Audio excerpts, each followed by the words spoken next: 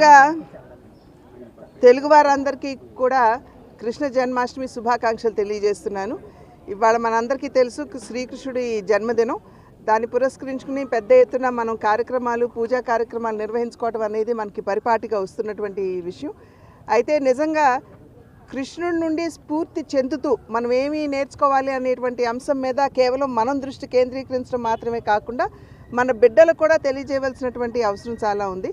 ప్రధానంగా శ్రీకృష్ణుడు మనకు తెలియజేసినటువంటి విషయం ఏమిటంటే, ఫలితాన్ని ఆశించవద్దు, ఫలితం నాకు వదలండి, కానీ మీ ధర్మాన్ని మీరు నిర్వర్తించండి అని చెప్పి వారు చెప్పినటువంటి సందర్భంలో మనం అందరం కూడా ఆ విషయాన్ని దృష్టిలో పెట్టుకుంటూ నాకేమిటి అనేటువంటి ఒక స్వలాభాపేక్షతో కాకుండా మనం ఇతరులకి ఎలా లాభపడతాం అనేటువంటి విషయం మీద దృష్టి పెట్టవలసినటువంటి విషయం.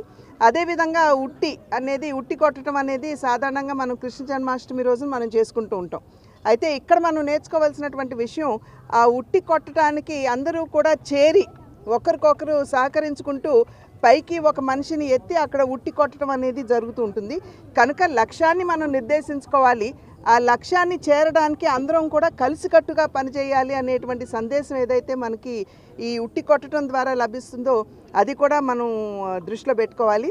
అది మాత్రమే కాకుండా శ్రీకృష్ణుడి ప్రస్థానం కనుక చూసినట్లయితే ప్రతి ఒక్క రోజు కూడా పండుగ వాతావరణంలాగా ఆనందోత్సాహాలతోటి ఆయన తన జీవితాన్ని గడిపారు.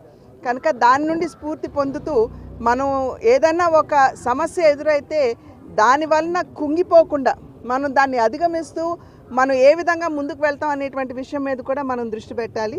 ఇవాళ భగవంతుని అనుగ్రహంతో గడిచిన 5 సంవత్సరాల కాలం ఏదైతే ప్రజలు చాలా ఇబ్బంది పడ్డారో, ఇవాళ ఆ యొక్క ఇబ్బందికర పరిస్థితుల నుండి విముక్తి పొందిన సందర్భంలో మనం కూడా ప్రజల యొక్క ఆకాంక్షలు చాలా పెద్ద ఎత్తున ఉన్నాయి.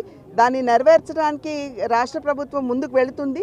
కానీ రాష్ట్రం ఉన్నటువంటి పరిస్థితులు, ఆర్థిక ఇబ్బందులు కావచ్చు, ఇతరత్రా కూడా ఇబ్బందులు ఉన్నటువంటి సందర్భంలో ప్రజలు కొంత సంయమనంతో, ఓపికతోటి, ఓర్పుతోటి మాకు ఎన్డీఏ కూటమి ఏదైతే అధికారంలోకి వచ్చిందో ఎన్డీఏ కూటమికి మంచి సుపరిపాలన అందించే దిశగా మీరందరూ కూడా మీ వంతు సహకారాన్ని ఓపికతోటి, ఓర్పుతోటి అందించాలి అని చెప్పి అభ్యర్థిస్తున్నాను.